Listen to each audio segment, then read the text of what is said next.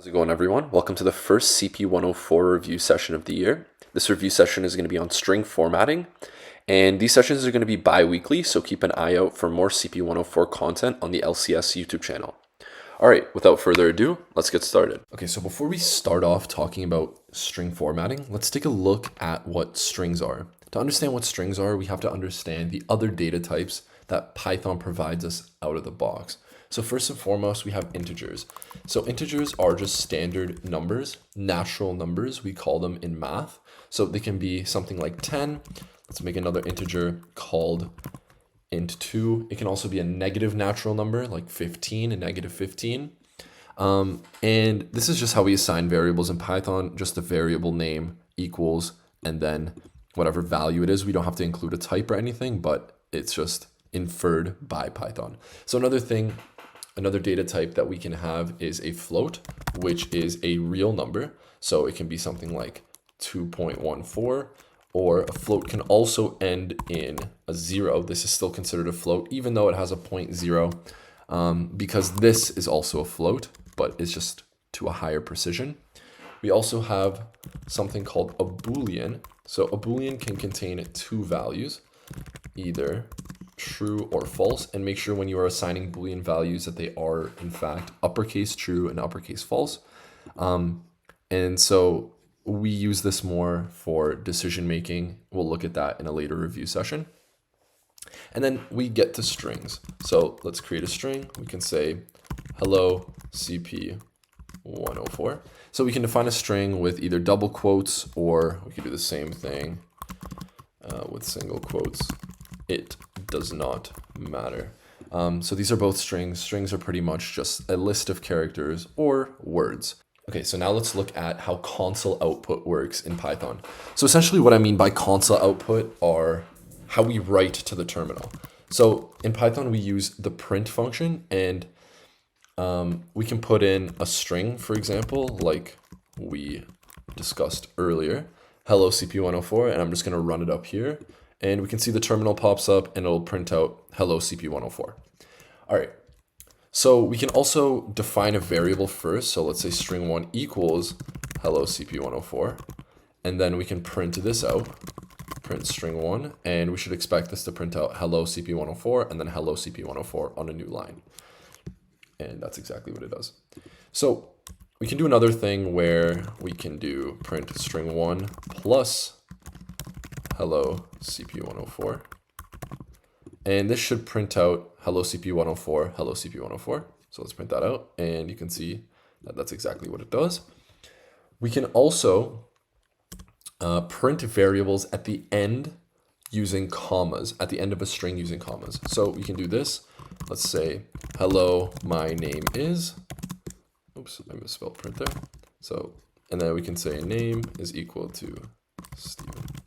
And we can do this and say name. And so this is going to print out, hello, my name is Steven. And there you go. We can also print out things that aren't strings. For example, we can say print 10. This is just going to print out 10. Just like that, we can print out a value of true. And remember, this isn't a string. This is a Boolean value. So this is true. We can also print out a new line just by doing nothing. So as you can see, there's a new line there. All right, so this is just basic console output. And now we have to move on to formatting the output to produce what we want to produce. Okay, so now that we've discussed console output, we can discuss the real nitty-gritty of today's review session. So that is string formatting. So how do we format a string in Python? Well, to do so, let's define a string variable. Let's call it formatted string. See how I'm defining variables with names that make sense in the context of our application? Make sure you do so. It's very good practice. Don't just name things like X, Y, Z. Make sure they mean something. So to begin an F string, we can just put an F. So this stands obviously for format. And then we can say something like, hello, my name is, just like we did last time. And then we put a curly braces. So let's define our name. Name is equal to Steven. And then in here, we can place name. And if we are to print formatted string, we can print that out and we can see, hello, my name is Steven. All right, so To do the same thing with variables that aren't strings, we have to put in specific codes. So let's say int1 is equal to 10, float is equal to 3.14, and bool is equal to true. All right, so now we can say formatted, let's say formatted int is equal to an f string. Again, this is how we begin the format. We can say integer is equal to int1. And so this is the tricky part. So integers have a formatting code of D. Floats have a formatting code of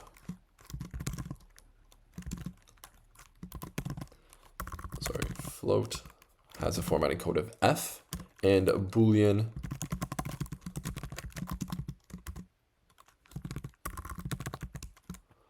has a formatting code of B.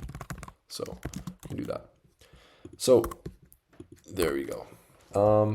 And so what we can do with this is we can do specific formats dependent on the type that we give the F string. So what I mean by that is, right now this is not going to do anything. It's literally just going to say integer 10. We can see that by just saying print formatted,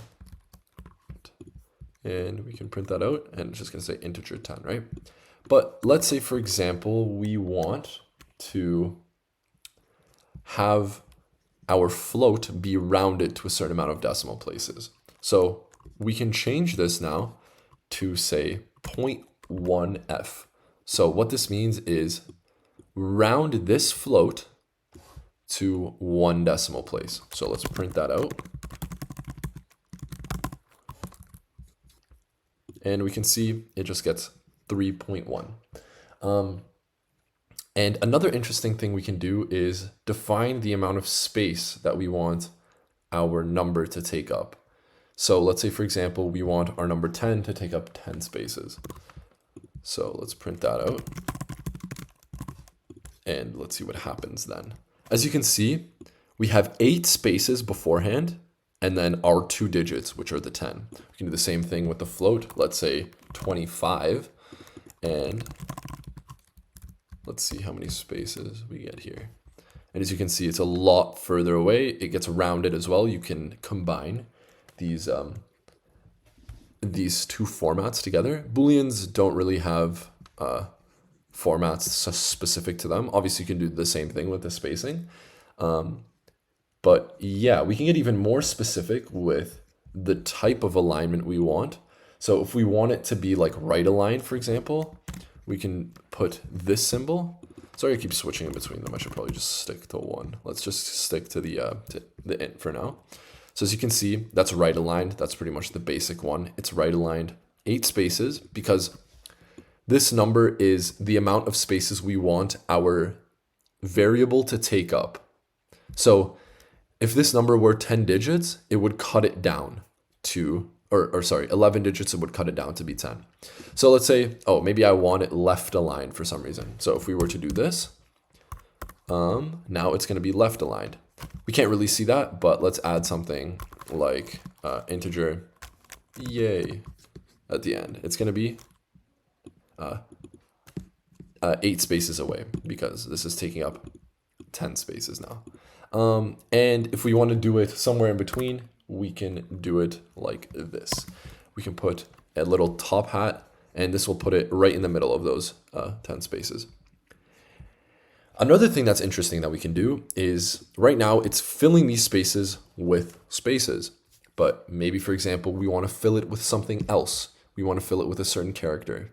So we can do that pretty easily by just defining that character before the space modifier. So let's say, for example, we want to put a star. So now when we run it, it'll fill up with stars. Is that not pretty cool? Let's put $signs. It fills it with $signs. Isn't that cool? And you can do that for all of the other ones. So pretty much these are the basic formatting rules in Python. This is the most updated way of doing it. There is a kind of outdated way of doing it with a dot format. But you won't be expected to know that. Just as a little tidbit of information if you want to go look into that. It's not as elegant of a way of doing it this way, so stick it to it doing it this way because this is what you're going to be tested on. So now let's move on to some examples where we can hone in our skills of string formatting. All right, so let's get started with our first example. By the way, all of these examples are going to be linked in the description. There's a GitHub page down there. What I'd suggest doing is downloading the examples first, trying them out by yourself, and then coming back to the video and seeing how you're supposed to do them. All right, so we have the following. So print the following using an F string. So we just have this string, and we just want to print it using a single F string. All right, so let's start off with the print statement. Obviously, we know that. And an F string. So let's just put the values that we know so far. So we're just setting up where our variables are going to go. We can have a variable called, oops, what is going on? A variable called integer, int1, and it'll have a value of 1, 2, 3, 4, 5. Value of float, it'll have a value of 1, 2, 3, 4, 5, 1, 2, 3, 4, 1, 2, 3, dot 4, 5, 6. And then a string that has a value of hi there. All right. So inside of this, we want to include obviously int1, and these are 10 spaces wide, all of these within these lines. So let's do that. We can just do 10d. We don't have to include any of the spacing formats because they're always going to be right aligned. That's the default. If we want left alignment, then we have to include that. If we want middle alignment, then we have to include that. But for right alignment, we don't have to include anything. So this suffices. All right. So we have to do 1, 2, 3, or sorry, float 1, and same thing. So 10f this time because it's a float. And for the string, we can just do string 1 and 10s. So something interesting is going to happen if we run this now. I'll show you what happens actually. So something unexpected kind of happens. If you see right here, instead of spacing it, it adds zeros to the end. And that's because it's a float. So what we want to do to combat this is we have to tell Python how many decimal places we want it to have. So now it's assuming that the 10f is just like we want that many digits in our float, but that's not what we want. We want the same amount of digits, but we just want it spaced differently. So what we can do is do 10.3f. And so this is going to say we want 10 spaces, but only 3 decimal places. So we print this now, and there we go. We got our proper output, and it's all fine and dandy. Actually, if you see here, it's not the correct output because we have to include this. For some reason, strings also format kind of weirdly. So make sure that you're using the identifiers, the spacing identifiers for strings. You don't really need them for numbers, but for strings, make sure they're there. So there we go. So just an example of how the space identifiers differ between the 3 types. So for integers, you don't really need it, but make sure you add the code. For floats, make sure you identify how many decimals you want. And then for strings, make sure you add the space identifier. We could obviously do the same thing for all of them, just like this, just to be safe. This is no harm whatsoever, but if you want to be concise, you can completely remove this. And for this as well, you don't even need to specify that it's a string, but it's good practice. So let's move on to the next example. All right, so let's take a look at our second example. So what we want to do is align the following words as follows, and each line has 10 characters. So we have a left aligned word, a middle aligned word, and a right aligned word, all of them being spaced out by asterisks. So let's start off by just creating some variables. A variable called left that stores the string left, a variable called middle that stores the string middle, and a variable called right that stores the string right. And now let's just print out an F string, obviously. And all we want to do is just print out the variable. So all we need is a curly brace, and we can say left. And so we know that our spacing character always comes before. So let's put our asterisk first, and we want to have it spaced 10 characters, as it said here. Each line has 10 characters. And then we want it to be left aligned. So we do the left alignment and it's an S. We don't even have to include the S. We can just keep it at that. So print F, again, same thing, middle. So the middle one, we have our asterisk after our colon, the top hat, and again, at just the 10, we don't need the S. Sorry, this was misplaced. It's supposed to be here. Print, again, same thing. Our curly braces, right. Our right is going to be right aligned, and then just 10. We don't need the S at the end. And let's try this out. And there I messed it up. It's the other way around.